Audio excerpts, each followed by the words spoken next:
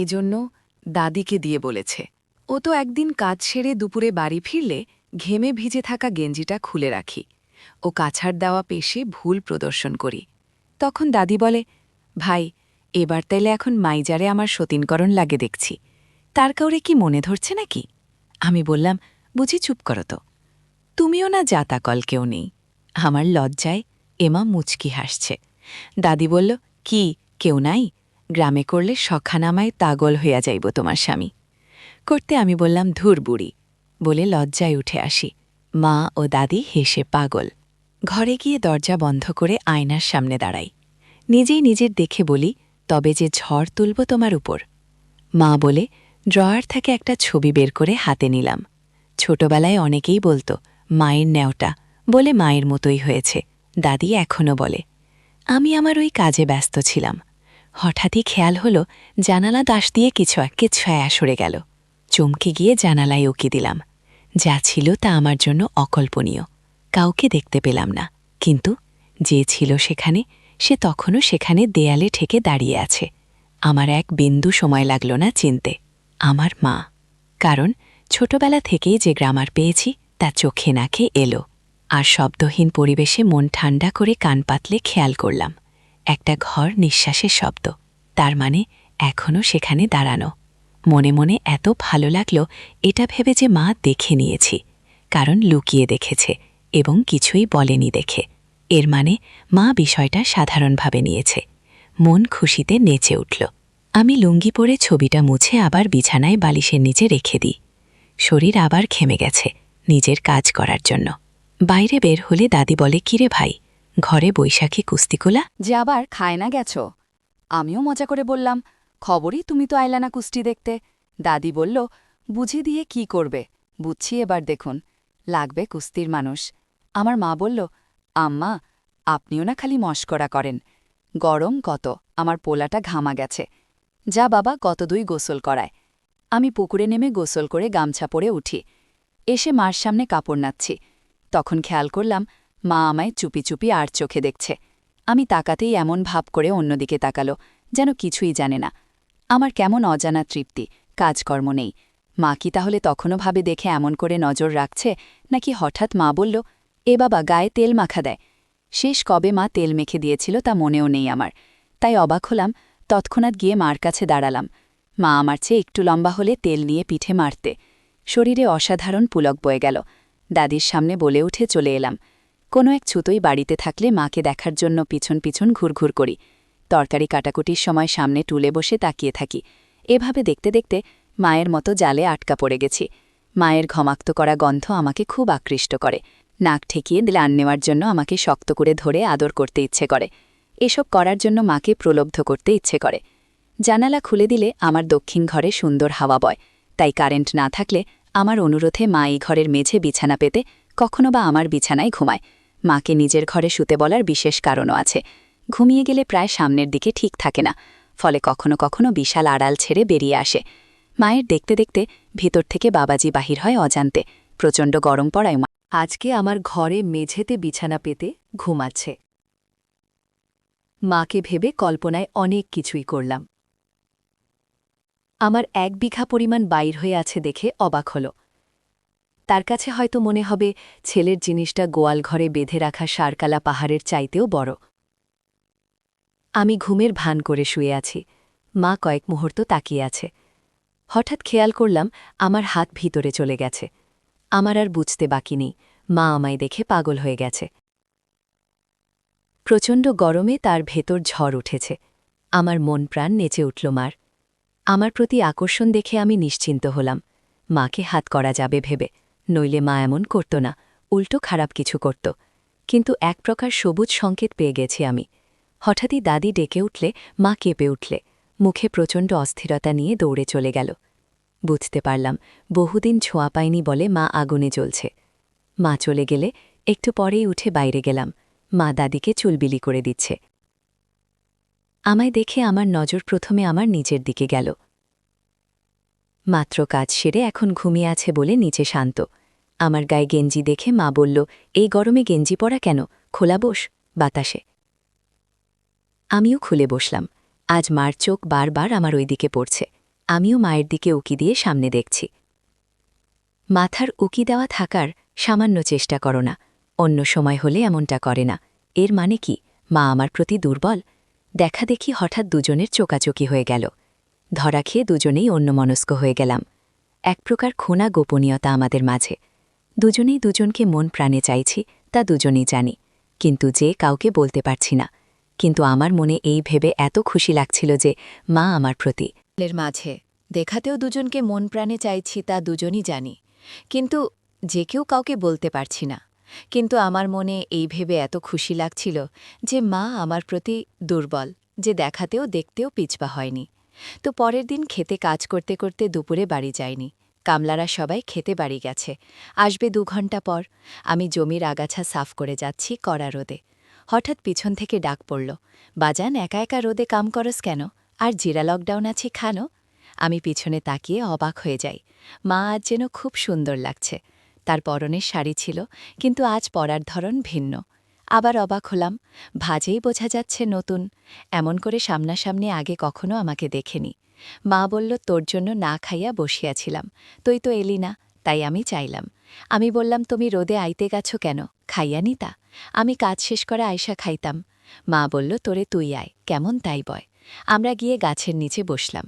মা বসে খাবার বাড়ার সময় হাতের নড়ায় চাপে আসতে পিষ্টে যাচ্ছে, ভিতর থেকে বেরিয়ে আসতে চাইছে। দেখে বেশ ভালো লাগছে, মনে পুলক সঞ্চার হল। আমার অবস্থাও খারাপ, মুহূর্তে আমার ফুলে গেল।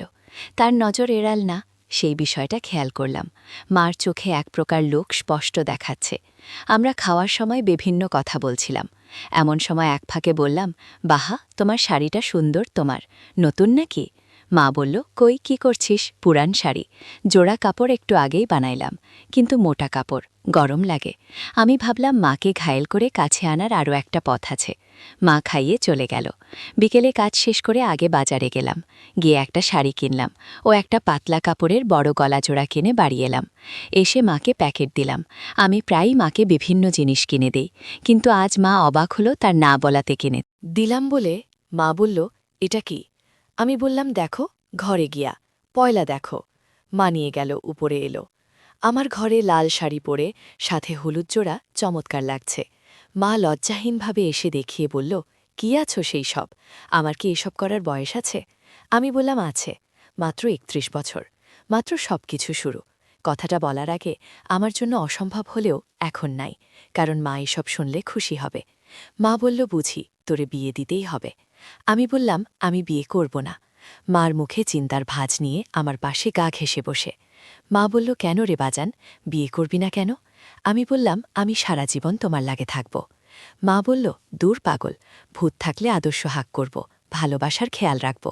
আমি বললাম, তা তো তুমি রাখো, আমার আর কিচ্ছু লাগবে না তোমার ছাড়া। মা বলল, আরে বাজান, বুঝেই আদর্শ হাক দিয়ে তামা দিতে পারে না। আমি বললাম, আমি মার ভালোবাসা দিয়ে বাঁচতে চাই, তুমি ছাড়া আর কাউকে চাই না আমি। আচ্ছা, আগেও আমার রানা কাপড় তোমার পছন্দ হয় নাই। মা বলল, পছন্দ হইবে না কেন? তোর বাপে তো কখনো এমন কাপড় কিনে দেয় নাই। আরও কিছু কথা বলে মা চলে গেল। আমি পিছন থেকে খানদানি চক্ষু শুলে গিয়েছিলাম। ভাবলাম আমিও মার সাথে বাইরে যাই, পিছনে গেলাম। বারান্দা থেকে শব্দ পেলাম দাদির। দিদি বলল, বইটা কি, পিছু বাড়ির ভিতর? ঘরে জোয়ান পোলার সামনে এমন কাপড় করছো কেন? মা বলল, আম্মা, পোলাটা আমারই তো, বাইরের কেউ না তো। আর পোলার সামনে মার কি সমস্যা? পোলা কি কখনো মায়ের অন্য নজরে দেখে? দিদি বলল, বেরামাইন্সের জাত হয়ে যায়, মাংস ফাইলে মুখ দিয়ে বয়, সাবধান থাকো। এমন সময় আমি বের হলাম। এমন ভাব করলাম যে কিছুই জানি না, কাজে চলে গেলাম। আজ দুপুরে ফিরলাম না বলে মা খাবার নিয়ে এলো। খেয়াল করলাম শাড়ি একটু নিচে পড়েছে। আগেও দেখেছি, কিন্তু কখনো এমন করে বেঁধে পড়েনি। মা এসে বসে খাবার বাড়ছে। মা বলল, ইস, গরমে ঘেমে গেছিস বাজান? আমি ছাদেই বলে মা তার শাড়ির আঁচল দিয়ে আমার গা মুছে দিল। আমার সামনে দাঁড়িয়ে ঝুঁকে আমার পিঠ মুছতে লাগল। যাই হোক, মুছে আবার সামনে বসে।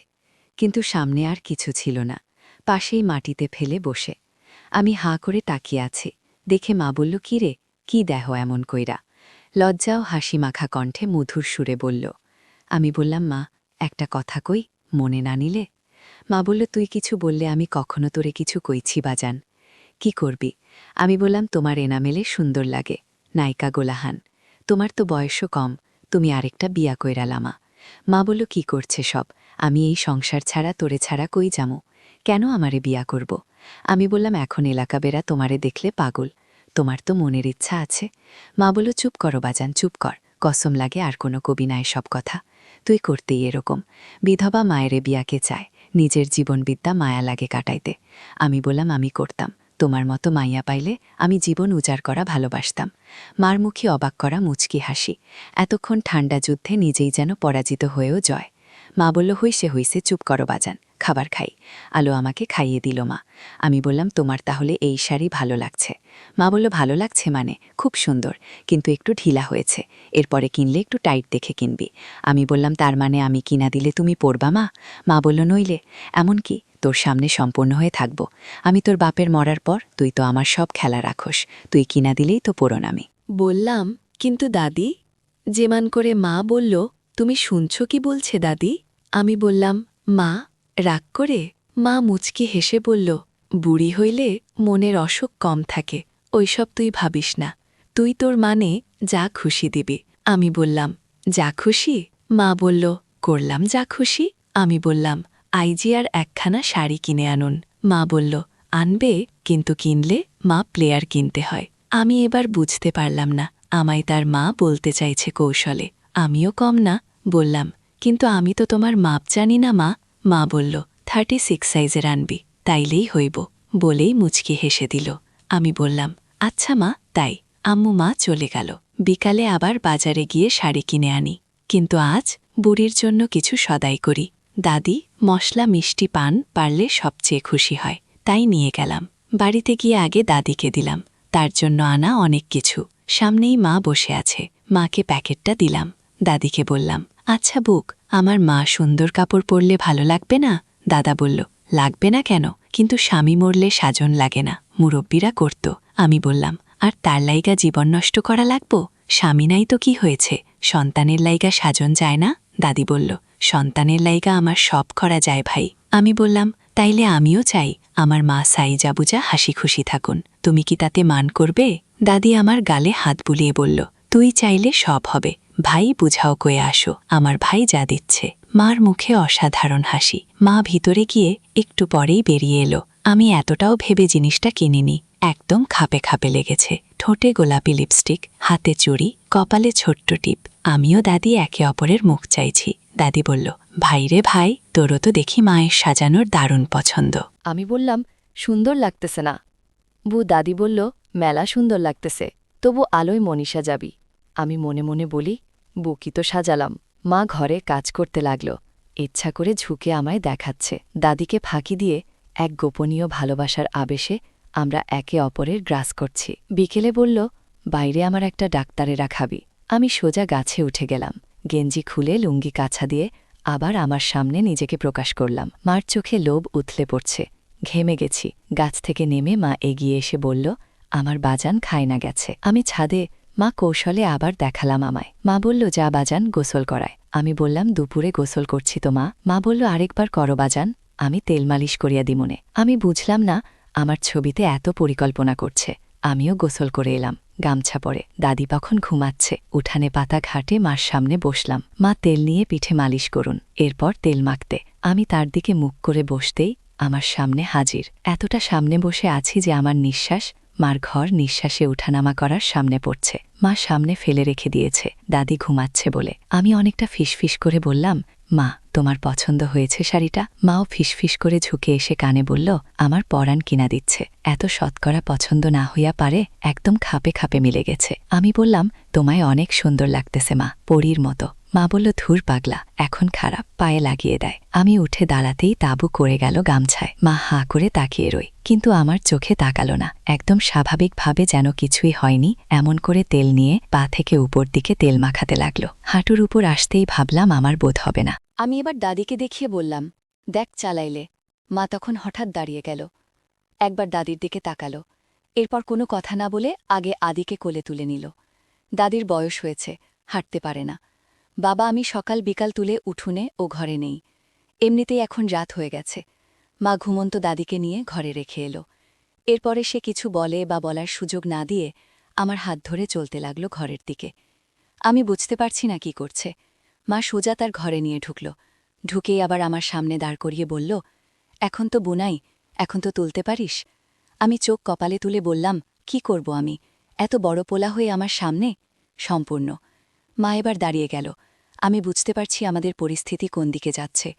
মা বলল, লুকায়ে লুকায়ে আমার এই দেহ, স্বপ্ন দেহ স্যার, সম্পূর্ণ হইতে স্মরণ করে। আমি চুপ করে গেলাম, মাথে নিচু করে গেলাম।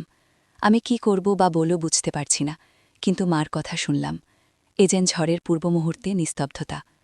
দেখতে দেখতে দুজনের চোকাচোকি হয়ে গেল। আজ আর কেউ চোখ সালাম। পৃথিবীতে এমন সুখ আর কার কপালে জোটে। মা বলল, তোরে আমি খুব ভালোবাসি বাবা, যেদিন তোর দেখছি সেদিন থেকে কতবার যে নিজেকে শান্ত করেছি, গুণে শেষ করা যাবে না। আইসার পারলাম না, আমারে তুই না করিস না বাপ। আমি জানি তুমি আমায় ভালোবাসো, একটাবার আমার কষ্ট বুঝি বাবা, সারা জীবন তো লইয়া থাকুন। আমি মার মুখে আঙুল চেপে বললাম, চুপ করো মা, এসব কি বলছো তুমি? আমার মা সারা জীবন আমার মা হইয়াই থাকবা। তোমায় ভালোবাসি আমি। তোমার দেখলে রাতে ঘুমাতে পারি না। গ্রামে এত মায়া, কিন্তু কাউকে ভালো লাগে না। তোমার মতো একটাও নেই। মা বলল, বাপরে বাপ, যেদিন তো দেখছি সেদিন থেকে আমি পাগলের মতো ঘুরতাম তোর পিছনে, কিন্তু তুমি কখনো খেয়াল দিতিনি। আমি বললাম, দিতাম মা, তোমারে দেখা মন জুড়ে যাইত। কাজ শেষ করে মা আমাকে বলল, আমার থেকে 1 মণ ওজন কমে গেল, এখন খুব ভালো লাগছে। তারপর কখন যে ঘুমিয়ে গেছি বলতে পারলাম। ঘুম ভাঙলে দেখি মা বিছানায় নেই। উঠে বাইরে গিয়ে দেখি মা উঠানে বসে আছে দাদির সাথে, আমার দেয়া কালকের শাড়ি পরা। আমি গিয়ে মার সামনে দাদির চকিতে বসলাম। দিদি বলল, কিরে নবাব, এতক্ষণে ঘুম ভাঙ্গো, এত বেলা কইরা উঠলে? মা বলল, সারাদিন আমার পোলাটা কষ্ট করে, কত পরিশ্রম করে, তাই ঘুমিয়েছিল বাবা আমার। তোর ঘুম হয়েছে বাজান? মার মুখে মুচকি হাসি। আমি বললাম, জীবনের সেরা ঘুম হচ্ছে আইসরাতে। মা বলল, হাত মুখ ধুয়ে আয় বাজান, খাইতে দেই, বলে মা উঠে চলে গেল রান্নাঘরে। দাদি তখন বলল, তোর মার জান কি হয়েছে রে ভাই? আমি বললাম, কি হয়েছে? দাদি বলল, জানি না রে, তাই সকালবেলা উঠে গোসল করল, কি জানি হয়েছে, খালি একা একা হাসে। জিনে ভর করেছিল নাকি, তারা জানে। আমি বললাম, ও কিছু না, মনে হয় গরমে গোসল করছে সকালবেলা। তুমি ভাই বোন না, বুঝি। আমি খাইতে গেলাম। আমি উঠে রান্নাঘরে গিয়ে দেখি মা ভাত বাড়ছে। আমি পিছন থেকে গিয়ে বললাম, মা, তোমার উপর নাকি জিন ভর করেছে? মা বলল, তা তো করছেই, ব্যথা বাড়াই দিচ্ছে, জিন্দা। মা উঠে যাওয়ার সময় বললাম, আইসরাতে খেতে দে তো মা। মা মুচকি হেসে বলল, তুমি চাইলে 24 ঘণ্টা ধরে খাইতে দিন। আমি বললাম, আমার একটা কথা রাখব মা। মা বলল, কি কথা বাবা? আমি বললাম, আজ থেকে তুমি দাদার মতো খালি থাকবে। মা বলল, আচ্ছা পরাণ, আমি তোর লাইগা সব করতে রাজি। আমি বললাম, কিন্তু দাদি কিছু করলে? মা বলল, চিন্তা করিস না, তোর দাদি তো খালি থাকায় কোনো আমরা দুজনেই বিধবা, তাই আমিও খালি থাকলে তোর লাইগা জীবন দিতেও পারব। আমি বললাম, আমার লক্ষ্মী মা। বিকালে বাড়ি গিয়ে উঠানে দাদির পাশে বসলাম। গাহ ঘেমে গেছে। দাদি বলল, ভাই গেঞ্জি খুলে বসে বাতাস লাগবে গতরে। আমি গেঞ্জি খুলে বসলাম। মাকে কোথাও দেখলাম না। আমি বললাম, দাদিমা কই গেছে? দাদি বলল, পুকুর পাড়ে আছে, থালা বাসন ধুয়ে একটু পর মাছ চলে এলো। আমায় দেখে মুচকি হাসি। আমার কথা মতো ছাড়া শাড়ি পরেছেন মা। মাকে দেখে দাদির চোখ ফাঁকি দিয়ে ইশারায় জিজ্ঞেস করলাম, দাদা কিছু বলেছে কিনা। মা বলল, সব ঠিক আছে। মা ঘরে গেল রান্নার জন্য। যাবার সময় বলল, আমি রান্না করতে যাচ্ছি। আমি কিছুক্ষণ দাদির সাথে গল্প করে চললাম রান্নাঘরের দিক। গিয়ে দেখি মা দাঁড়িয়ে চুলায় খুন্তি নাড়ছে। আমাদের গ্যাস চুলায় দাঁড়িয়ে রান্না করার জন্য উঁচু টেবিলে রাখা মারা যাচ্ছে। মা অপেক্ষা করছিল আমার জন্য। কিছুক্ষণ পর বের হলাম রান্নাঘর থেকে একসাথে। দাদি বলল, এতক্ষণ কি করছিলে বউ? কেমন চিৎকার শব্দ পাইতাছিলাম। মা বলল, না মা, ভাই কাজ করছিলাম, আর কথা বলছিলাম আপনার নাতির লাইগা। মা আমার দিকে চেয়ে মুচকি হাসা। বেশ ভালো লাগছে আমার সাথে এমন দুষ্টুমি। তো আমরা রাতের খাবার খেয়ে দাদির ঘরে দাদিকে রাখতে গেলাম। দাদি হঠাৎ বলে উঠল, বউ আমার মাথাটা ধোয়া তেল দিয়া দেয়। দাদির কথা শুনে কপট রাগ হলো। আমি মন খারাপ করে চলে আসছিলাম।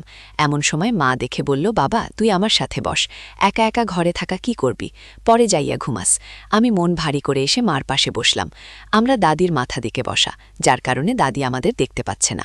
মা আমার দিকে চেয়ে মুচকি হাসা, কিন্তু আমার বিরক্ত লাগলো। চোখ রাঙানো অভিমান দেখলাম আমি। ঠিক তখনই অসাধারণ মাতি দেখালো মা। সন্তানের ক্ষুধা মা কখনোই সহ্য করতে পারে না, তা আবারও প্রমাণ করল।